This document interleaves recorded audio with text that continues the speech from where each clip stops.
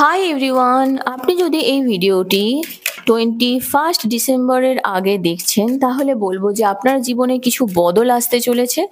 সেই বদলটা কি সেটাই আজকের আলোচনার টপিক। সো প্লিজ পজিটিভ থাকবেন। আমি 3টে কার্ড নিয়ে নেব। কোনো চয়েস করার ব্যাপার নেই, আমি পরপর বলে যাব। ওকে, যদি আপনার বিলিফ সিস্টেমের উপরে আপনি যদি ঠিক থাকেন এবং আপনি যদি জানেন যে আপনি ঠিক করছেন, তাহলে ভিকটিমের শিকার হতে পারেন। ঠিক আছে, সামলে থাকবেন, হাজারটা আঙুল আপনার দিকে আসতে পারে।